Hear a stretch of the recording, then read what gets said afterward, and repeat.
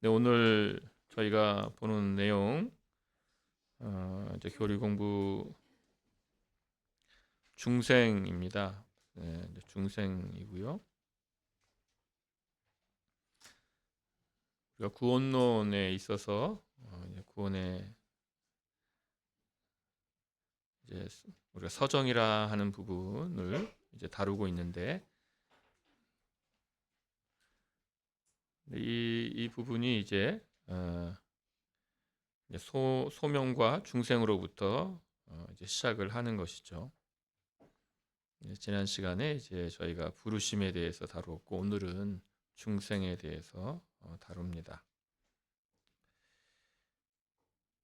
예수님께서 니고데모에게 진실로 진실로 내게 이르노니 사람이 거듭나지 아니하면 하나님의 나라를 볼 수 없느니라 이렇게 말씀하셨습니다. 그래서 거듭나는 것이 얼마나 필수적인가. 거듭나지 아니하면 하나님 나라를 볼 수 없다. 그래서 거듭남 자만이 중생한 자만이 하나님 나라에 속한 자가 된다는 것입니다. 그런데 이제 이 중생을 뜻하는 이 단어 거듭남, 중생을 의미하는 이런 단어들이 하나의 단어로 되어 있지 않고 여러 단어로 되어 있기 때문에 그것들을 한번 살펴볼 필요가 있습니다. 우리가 보았던 요한복음 3장 3절 진실로 진실로 내게 이르노니 사람이 거듭나지 아니하면 이때 이제 거듭난다고 했을 때 이제 그 난다는 것은 정말 태어나는 것 이제 겟나오라는 그런 단어가 사용되었습니다. 디도서 3장 5절 우리를 구원하시되 우리가 행한 바 의로운 행위로 말미암지 않고 오직 긍휼하심을 따라 중생의 씻음과 성령의 새롭게 하심으로 하셨나니 했을 때 이 중생의 씻음과 할 때 이 중생인데 이 그 뒤에 보시면 바로 제가 인용했는데 이것은 이제 이것도 다시 탄생인데 새롭게 되는 의미에서의 에, 다시 탄생입니다. 그래서 이제 디도서 3장 5절은 이제 구원에 있어서의 중생의 의미로 사용되었는데 마태복음 19장 28절에는 이제 세상이 주님께서 재림하실 때 세상이 새롭게 된다라는 의미에서도 그때도 사용이 됩니다. 나나겐나오라는 것 이것도 다시 태어나다. 그래서 베드로전서 1장 23절에서 너희가 거듭난 것은 썩어질 시로 된 것이 아니요 썩지 아니할 시로 된 것이니 살아 있고 항상 있는 하나님의 말씀으로 되었느니라 해서 이제 거듭났다. 근데 여기서 다시 태어나다. 아포쿠에오에서 이것은 이제 나타 생산하다 하는데 야고보서 1장 18절 말씀에 그가 그 피조물 중에 우리로 한 첫 열매가 되게 하시려고 자기의 뜻을 따라 진리의 말씀으로 우리를 낳으셨느니라 이렇게 하죠. 또 뭐 우리는 그가 만드신 바라 이렇게 해서 이제 창조하시는 방식으로 새로운 피조물이라 카이노스 안스로포스는 이제 새 사람이다. 그래서 지으심을 받은 새 사람이다. 함께 살리셨다. 그래서 그리스도 함께 살리셨다. 그래서 이렇게 이런 내용들이 있습니다. 여러 단어들이 사용되고 있지만 이제 이걸 통해서 우리가 아는 것은 정말 이게 어, 정말 태어나는 것이 우리가 결정하거나 우리가 육신으로 태어나는 것 또 우리가 결정하거나 뭐 이렇게 된 것이 아니라 우리가 전혀 아무것도 한 일이 없이 우리가 태어나듯이 그런 거와 같이 태어나는 일인 것이죠. 그래서 이제 창조한다. 그가 만드셨다. 새로운 피조물이다. 지으심을 받은 새 사람이다. 이제 이렇게 말씀하고 있습니다. 그래서 그 용어들이 뜻하는 바는 이제 동일하다고 할 수 있죠. 즉 중생은 하나님의 창조 사역과도 같다는 것입니다. 그래서 인간은 완전히 수동적이고 어떤 협력을 필요로 하지 않는다는 것이죠. 그래서 창조 사역, 낳는 사역, 새로운 생명이 생성되는 그런 사역이라는 것입니다. 그래서 새로운 피조물이다. 에베소 2장 10절에도 우리는 그가 만드신 바라. 그리스도 예수 안에 선한 일을 위하여 지으심을 받은 자니 이 일은 하나님이 전에 예비하사 우리로 그 가운데 생하게 하려 하심이니라. 그래서 그가 만드신 바라. 그래서 이렇게 그 만드신 바라라는 것이 예, 단순히 여기 구원을 말하는 거죠. 그래서 새로운 존재가 되었다.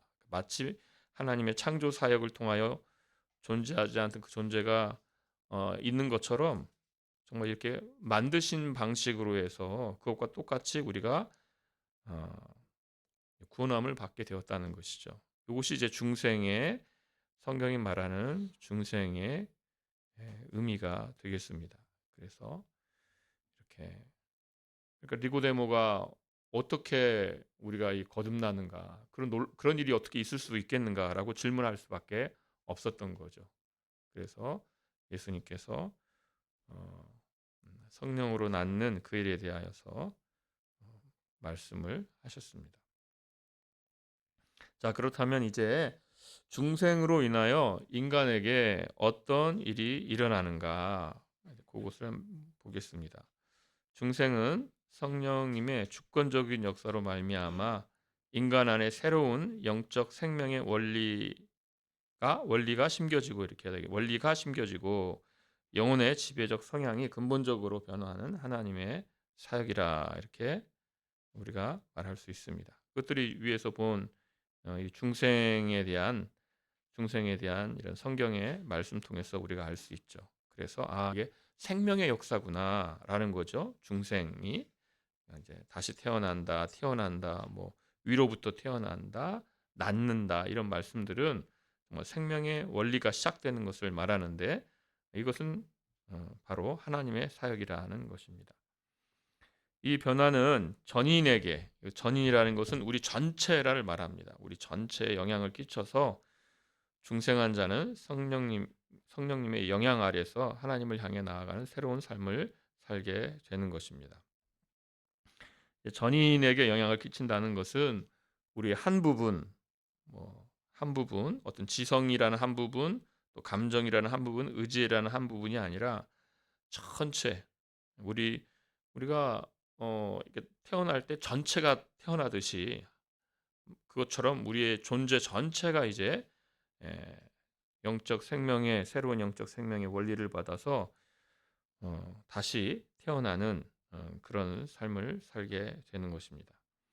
그래서 지성을 말한다면 고린도후서 4장 6절 말씀 우리 이제 자주 보는 말씀인데 우리 같이 한번 읽어보십니다. 시작.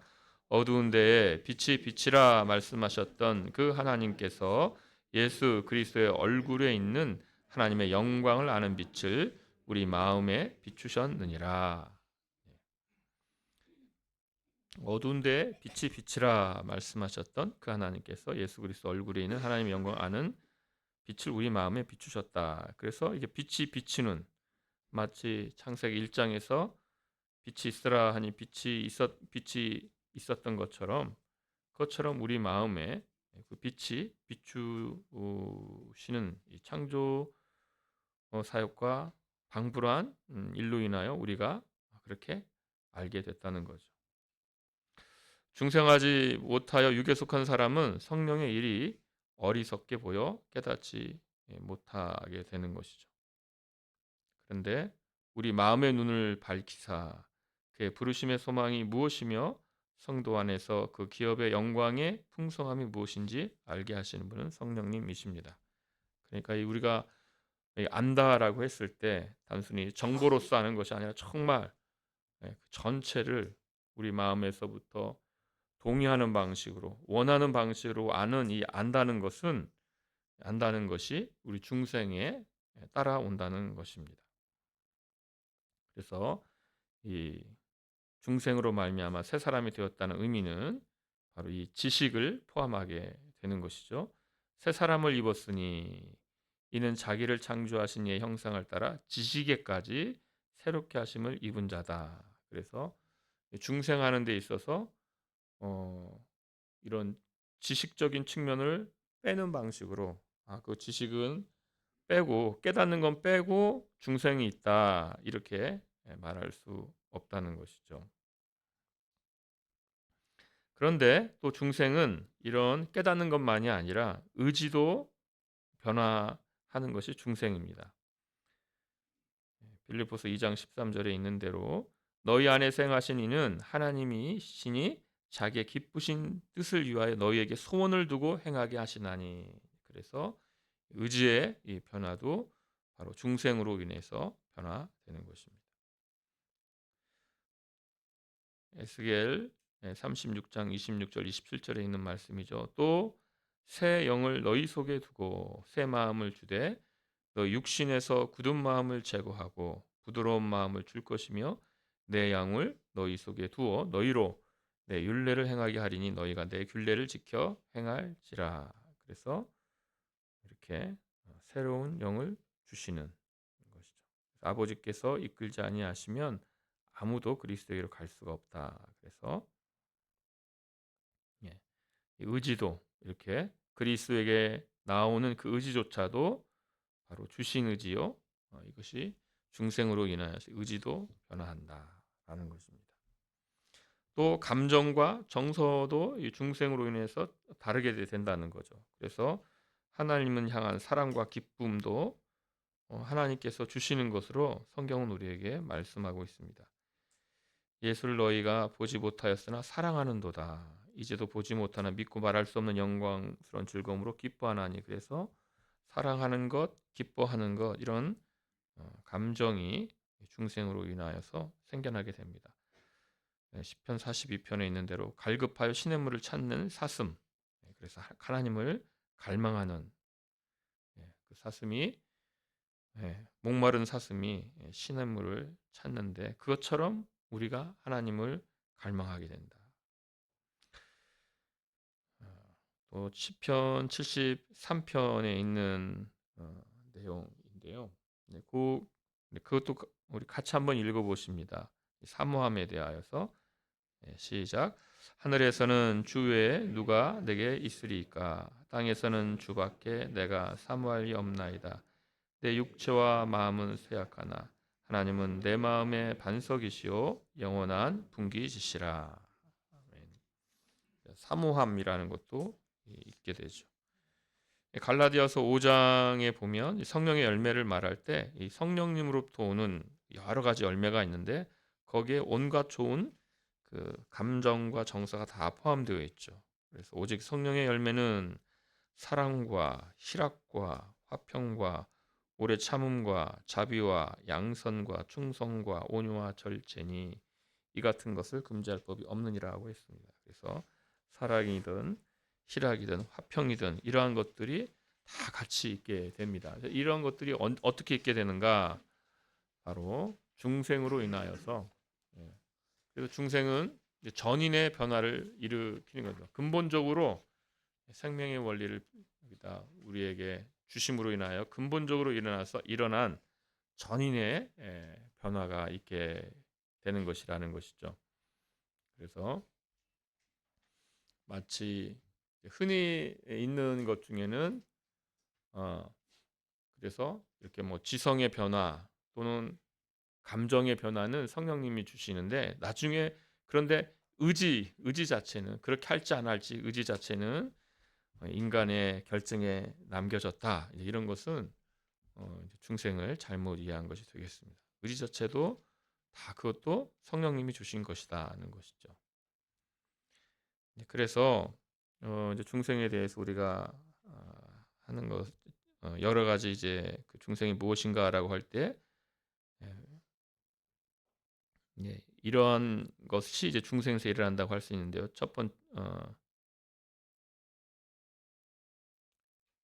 우리가 보는 것은 첫 번째 뒷면 3번입니다. 3번에 있는 내용대로 중생으로 인한 변화는 어둠에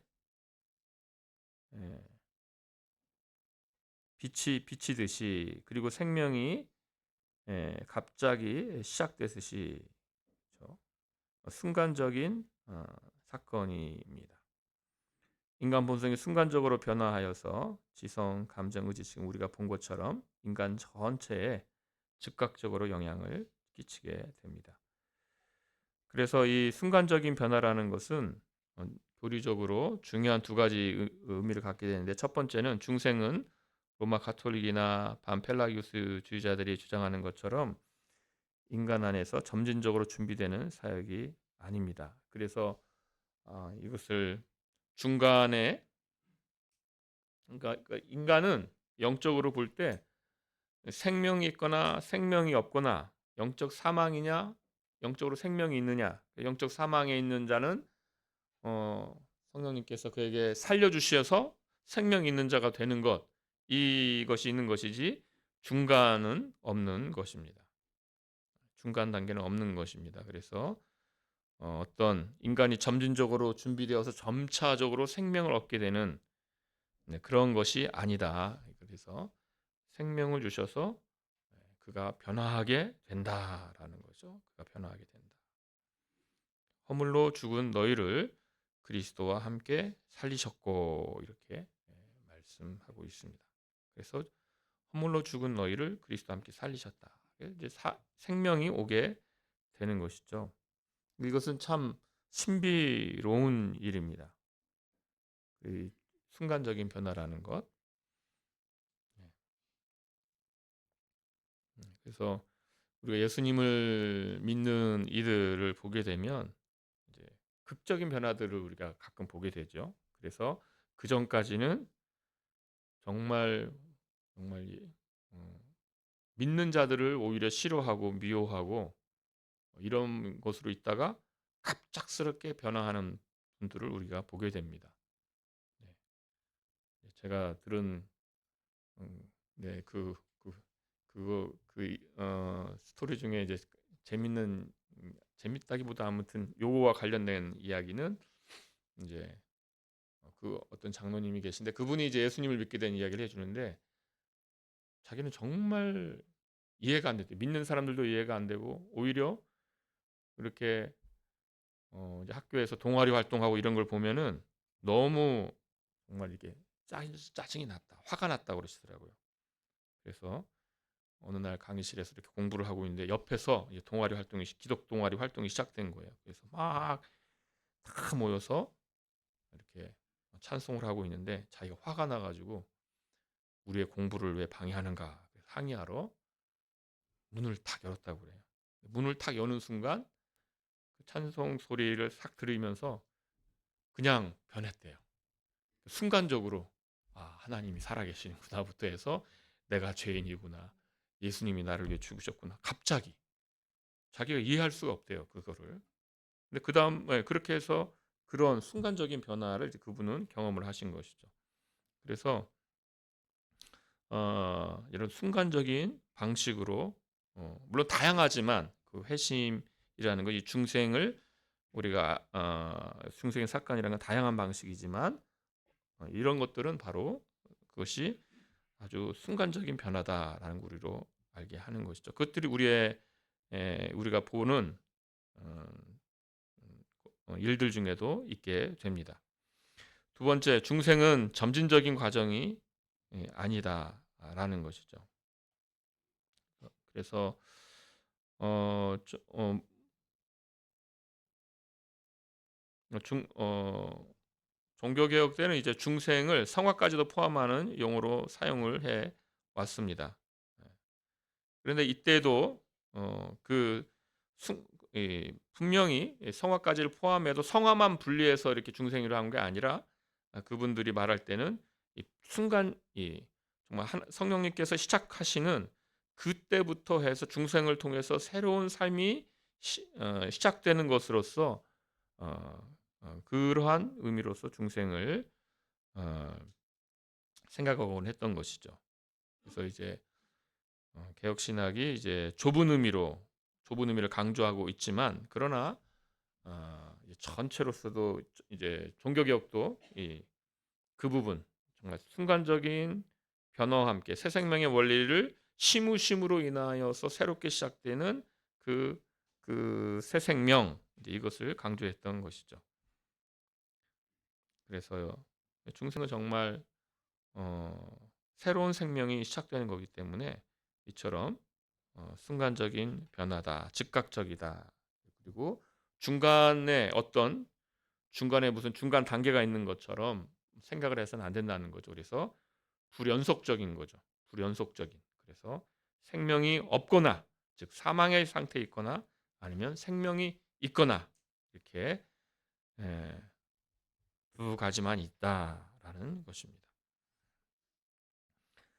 그리고 중생을 이제 가장 좁게 바라볼 때에 인간이 알아채지 못하는 영역에서 일어나는 영적 생명의 변화라는 것입니다. 그러므로 중생의 시작은 하나님의 은밀하고 신비로운 사역으로서 사람 자신이 인지하지 못한다고도 할 수 있습니다. 그래서 이 순간적인 변화로서 즉각적인 변화로서의 중생이기 때문에 그것은 우리가 가장 좁게 들어가면 하나님께서 우리가 알지 못하는 그 영역에서 우리가 인식하지 못하는 그곳에서 생명을 시작하시는 것이죠. 요한복음 3장 8절에 있는 대로 바람이 임의로 불매 내가 그 소리를 들어도 어디서 와서 어디로 가는지 알지 못하나니 성령으로 난 사람도 다 그러하니라. 그래서 바람이 임의로 불어서 어디서부터 그 생명이 시작됐는지 알지 못하는 것처럼 성령으로 난 사람도 정말 그가 어, 어떻게 그런 존재가 되었는지 알지 못한다라는 것입니다. 중생한 사람이 이제 회심을 동시에 경험해서 중생의 결과인 회심으로 즉 그가 이제 믿음이 일어남으로 인하여서 아 내가 중생했구나라는 그 스스로 압니다. 이제 새로운 존재가 되었구나라는 그 스스로 인식을 하지요. 회심을 통해서 그 전에는 몰랐던 것 정말 하나님의 살아계심과 자기가 정말 죄인임과 예수 그리스도가 없이는 어, 구원받을 수 없음에 대한 이런 내용들을 그 전에는 정말 인정하지 아니하다가 이제 회심을 통하여서 그가 그것을 자기의 변화를 인식하게 됩니다. 그러니까 아 내가 이제 믿었구나, 내가 이제 회심했구나. 이걸 통하여서 내가 믿어서 내가 회심해서 내가 중생했다. 그렇게 우리가 말할 수는 없다는 거죠. 그것은 내가 믿어서 내가 회심해서는 그 신자 자신의 인식일 수 있죠. 아, 내가 믿는다. 아, 내가 정말 이렇게 회개했구나. 이렇게 자기 자신이 인식은 하겠지만 그러나 그가 그렇게 믿음으로 인하여서 그가 그렇게 회개함으로 인하여서 그 생명이 시작된 것이 아니고 하나님께서 그가 알지 못할 때 정말 성령님께서 성령님으로 인하여서 중생이 시작되기 때문에 그에게 새 생명을 시작하게 했고 그 결과로서 그가 이제 그에게 인식이 있는 것이죠. 그가 믿게 되고 그가 자기의 그 회심을 인식한 자기가 죄인됨을 인식하는 일이 있게 되는 것입니다. 그래서 이제 그 인식을 하는 것에서부터 시작을 하게 되면 이제 오해할 수 있는 거죠. 내가 믿어서 중생했다. 내가 회심해서 중생했다. 이런 식으로 오해하지만 그러나 그가 이제 어, 그 성경 말씀을 보게 되면 이게 내가 믿게 된 것이 아니로 그것이 아니라 성령님께서 나에게 이거 주신 믿음이고 주신 영적 생명이구나라는 것을 너무나 당연히 알게 되는 것이죠. 어, 다섯 번째입니다. 소명과 중생의 관계를 우리가 보게 됩니다. 우리 그 말씀들이 있는데요. 같이 한번 읽어보겠습니다. 야고보서 1장 18절 같이 읽습니다. 그가 그 피조물 중에 우리로 한 첫 열매가 되게 하시려고 자기의 뜻을 따라 진리의 말씀으로 우리를 낳으셨느니라. 베드로전서 1장 23절도 같이 읽어봅니다. 너희가 거듭난 것은 썩어질 씨로 된 것이 아니요 썩지 아니할 씨로 된 것이니 살아있고 항상 있는 말씀으로 되었느니라. 사도행전 16장 14절 말씀도 같이 읽어봅니다. 두아디라시아에 있는 자색옥감 장사로서 하나님을 섬기는 루디아라 하는 한 여자가 말을 듣고 있을 때 주께서 그 마음을 열어 바울의 말을 따르게 하신지라. 우리가 새 구절을 읽어보았는데 이제 이거 보면은 말씀과 중생이 연결되어 있다는 것을 분명하게 보여주고 있죠. 그래서 진리의 말씀으로 우리를 낳으셨느니라. 진리의 말씀으로 낳으셨다. 말씀으로 낳으셨다. 또 베드로전서 1장 23절에 너희가 거듭난 것은 썩어질 씨로 된 것이 아니요 썩지 아니할 씨로 된 것이니 살아 있고 항상 있는 하나님의 말씀으로 되었다. 또 사도행전 16장 14절에 보면 루디아가 말을 듣고 있는데 이제 사도 바울이 전하는 그 말씀을 듣고 있는데 그 말씀을 듣고 있을 때 성령님께서 그 마음을 여신 거죠. 주께서 그 마음을 여셨다. 그래서 그 말씀을 듣게 하신 것입니다.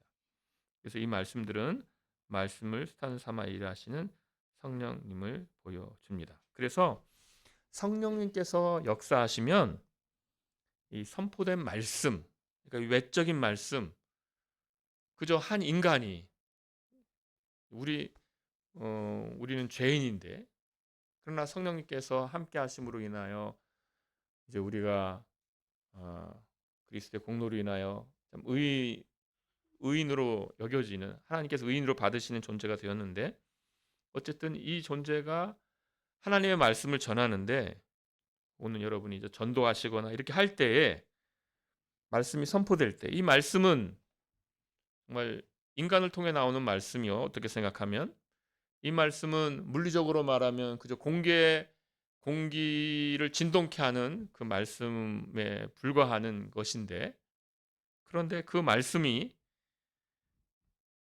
이 점이 놀라운 거죠. 그 말씀이 정말 그 성령님께서 그 말씀을 사용하실 때 그 말씀이 정말 생명의 말씀으로 되는 한 사람을 살리는 정말 생명의 말씀이요 창조의 능력의 말씀으로 역사하신다는 것이 놀랍다라는 것입니다. 그 점이 참으로 놀라운 것이죠. 그래서 사도 바울이 그 말을 전하고 있을 때 그 듣는 자들이 여러 명이 있었을 텐데 그러나 루디아에게 하나님께서 역사하시자 그 사도 바울이 그 전한 말이 인간의 말이 아니라 공기를 단순히 떨리는 말이 아니라 한 생명을 살리는 정말 창조의 능력, 생명의 말씀으로 역사하여서 그 생명을 살렸다는 것입니다. 이것이 참으로 놀라운 것이죠. 그래서 이 외적 선포의 이 말씀이 얼마나 중요하며 중한가. 놀라운 정말 성령님께서 일하실 때 이 말씀이 정말 생명으로 역사하는 그 말씀이 된다는 점은 우리로 하여금 이 말씀이 얼마나 우리에게 중요하며 또 소중하며 하나님께서 이 말씀을 교회에 이렇게 위탁하신 것이 얼마나 참 교회 이제 권세라고 하거든요. 교회론에 들어가면 교회 권세라고 하는데 첫 번째 권세, 나머지 권세들은 다 여기서부터 출발하는 건데 바로 이 말씀의 권세입니다. 말씀의 권세. 이것이 얼마나 놀라운가라는 것을 우리가 알게 됩니다. 그래서 고린도전서 1장 23절 24절 말씀에 우리는 십자가에 못 박힌 그리스도를 전하니 그리스도를 전하죠. 그리스도를 전해요. 그런데 이것이 유대인에게는 거리끼는 것이요 이방인에게는 미련한 것이로되 영적 사망인 상태에서는 십자가에 못 박힌 그리스도 그게 뭔데? 아무 의미가 없죠. 유대인에게는 거리끼는 것. 십자가는 저주의 십자가인데 그거를 왜 전하는가? 이방인에게는 미련한 것이로되 야 그게 무슨 지혜가 있는가? 이렇게 영적 사망인 상태는 그런데 그렇게 그리스도를 전하는데 오직 부르심을 받은 자들에게는 해서 이제 성령님께서 이 그리스도를 전하는 이 말씀에 성령님께서 내적으로 부르시는 거죠. 정말 생명을 일으키는 정말 루디아의 마음을 열듯이 그렇게 할 때에 그런 자들에게는 어떻게 됩니까? 유대인이나 헬라인이나 그리스도는 하나님의 능력이요 하나님의 지혜니라 이렇게 되는 거죠. 그래서 예, 이 같은 동일한 이 복음이 이렇게 전해질 때 어떤 이들은 이 말씀을 여기에 이 말씀이 진리요, 여기에 생명이 있구나 이렇게 하는 것이요.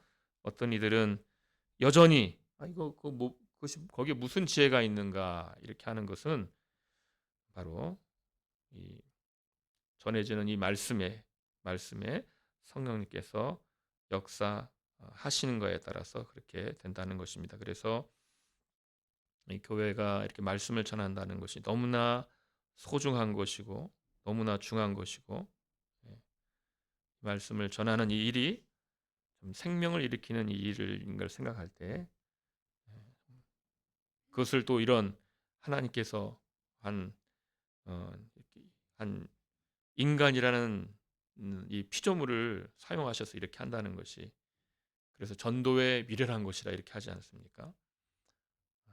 그러나 그것을 통하여서 생명을 일으키시는 그 일을 하시는 이 하나님을 우리가 생각할 때, 이 말씀과 성령이라는 걸 우리가 다시 이렇게 그 중함과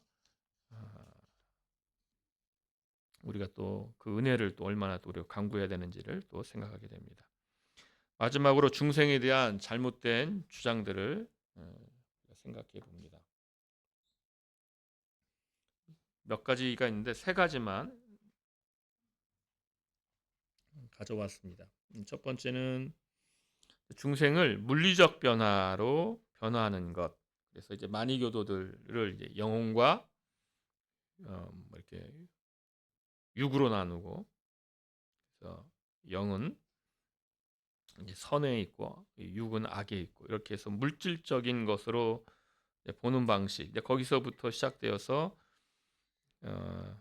마치 우리 영혼에 있는 악한, 그러니까 인간, 그러니까 영혼을 물질적으로 생각을 하는 거죠. 물질적으로 생각하고 영혼에 있는 물질적인 악한 것을 제거하고 거기다가 어떤 좋은 것, 선한 것으로 대치하는 이런 물리적이고 물질적인 방식으로 중생을 생각하는 것, 이제 그런 중생이 아니라는 것이죠. 그래서 영혼의 기능이 이런 물질적으로 물리적으로 변하는 것이 아니라 성령님의 역사로 인하여서 정말 그 성향이 변하는,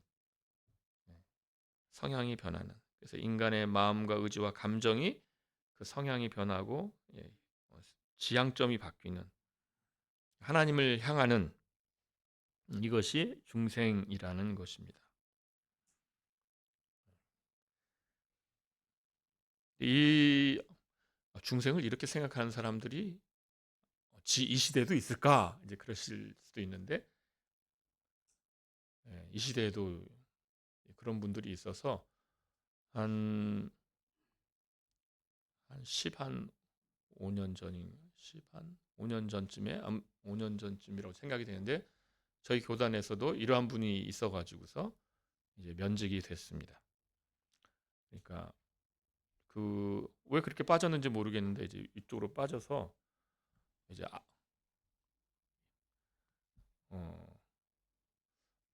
그런 거죠. 그러니까 사람이 오는데 그 사람이 막 몸도 아프고 뭐 여러 가지가 있어요. 뭐 마음도 아프고 여러 가지가 아파요. 그러면 이러는 거죠. 여기에 죄가 묻었습니다. 그래서 죄를 이렇게 없애주는 어떤 세러머니 또는 어떤 기도를 통해서 여기에 있는 죄를 없애. 여기 어깨가 아픕니다. 여기에 당신의 이러이러한 죄가 여기에 묻었습니다. 여기 영향을 끼쳤습니다. 이런 식으로. 그런 식으로. 그래서 거기에 그걸 조사하기 위해서 방문하신 분들 이야기를 들어보니까 이렇게 가면은 병원하고 똑같대요. 차트가 딱 있대요. 그 사람 차트를 딱 피면은 전에는 무슨 죄 때문에 어디가 아파서 왔고 이런 게 다 있대요. 지금도 그러니까 이런 식으로 생각하는 그런 것이 언제든지 이렇게 일어난다는 거죠. 그런 것이 아니라는 겁니다. 또 어떤 이들은 중생을 감정의 변화로 보거나 지성의 변화로만 봅니다. 그러나 이것도 비성경적입니다. 그래서 이제 성경은 우리에게 마음이라는 마음의 변화, 그 마음이 뭐냐면 왜 마음으로 말하냐? 마음으로 말하냐 하면 이제 이 영혼의 그러니까 뭐 중세로부터 종교개혁까지 해서 뭐 영혼의 영역을 이렇게 구분하고 영혼의 기능을 분석하는 이런 글들이 많지만 그러나 결국은 어, 마음으로밖에는 말할 수가 없는 거죠. 마음. 그래서 그 마음이라고 말하는 것은 전인을 말하는 방식입니다. 그래서 마음의 변화 거기에서부터 다 있는 거죠. 그의 지성과 의지와 그 감정과 그 모든 것이 마음에서부터 오기 때문에 그래서 중생을 말한다면 전인의 변화인데 그것은 곧 마음의 변화다 이렇게 말하는 것이지 거기에서 한 부분을 잘라 가지고 중생은 하나님께서 깨닫게 하시는 거다. 깨닫게 하시는 거다. 이렇게 깨달음 이렇게 말하는 것 구원파가 그렇게 말하죠. 그래서 깨닫는 것이다. 그런 건 아니라는 거죠. 전체가 그 인간 전체가 변하는 일이 됩니다. 그것을 우리는 마음이다 이렇게 말할 수 있다는 거죠. 마지막으로는 이제 아르미스주의자들은 이제 중생을 하나님과 인간의 협력으로 설명을 합니다. 그래서 어 이제 가장 많이 설명되는 방식은 성령님께서 깨닫게 해주시고 마음을 뜨겁게 해주시고 그러니까 감정을 뜨겁게 해주시고 그러나 의지는 건드리지 않는다. 이게 이제 가장 흔한 설명이 되겠습니다. 그러면 이제 의지는 누가 하는 문제냐? 인간이 결정하는 문제다. 하나님께서 깨닫게 해주셨고 하나님께서 이제 감정도 뜨겁게 해주셨으면 나머지 결정은 그 인간이 그가 결정해야 되는 것이다. 이것이 이제 가장 이제 흔한 설명이 되겠습니다. 그래서 이제 이런 방식으로 중생의 변화를 말하는 것은 결국은 중생의 최종적인 결정권이 누구에게 있느냐? 인간 의지에게 맡겨지는 방식이 되는 거죠. 하나님께서 이만큼 알리셨으면, 하나님께서 이만큼 감동했으면 나머지는 네가 결정해야지. 그래서 그 결정이 이제 인간 의지에 맡겨지는 방식이 되어서 하나님과 인간이 공동으로 중생을 하는 공동이라고 하지만 최종적인 결정권이 하나님께 있지 않고 인간에게 있는 방식이 된다는 거죠. 이것은 성경이 우리가 처음 시작할 때 중생에 대해서 본 여러 가지 성경 구절들을 보았는데 성경이 말하고 있는 중생은 아니라는 것이죠. 우리가 이미 본 구절들도 있지만 또 이런 말씀 두 말씀을 보는데 이는 혈통으로나 육정으로나 사람의 뜻으로 나지 아니하고 오직 하나님께로부터 난 자들이다. 그렇죠? 사람의 의지로 난 게 아니고 하나님께로부터 났다. 그런즉 원하는 자로 말미암음도 아니요 다른 박질하는 자로 말미암음도 아니요 오직 긍휼히 여기시는 하나님으로 말미암음이니라. 우리가 이렇게 해서 중생에 대해서 보았습니다. 정말 하나님께서 하나님의 은혜로 하나님의 역사로 우리가 중생했고 우리가 거듭났고 즉 성령님께서 우리를 살리셨고 우리 안에 성령님께서 계시고 새로운 존재로 처음부터 마지막까지 이렇게 우리와 함께 하시는데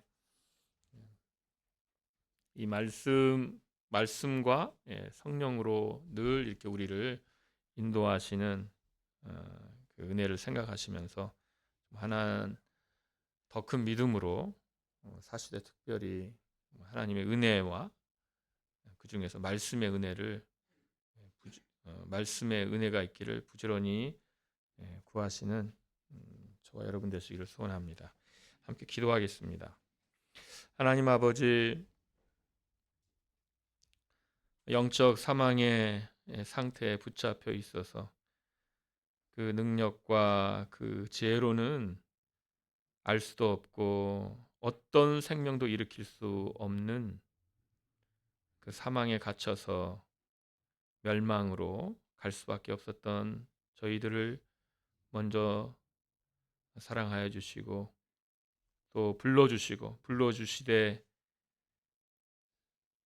창조의 능력으로 살리시는 그 능력의 말씀으로 우리를 불러주셔서 우리로 하여금 생명이 있게 하시고 그 안에서 그 은혜 아래서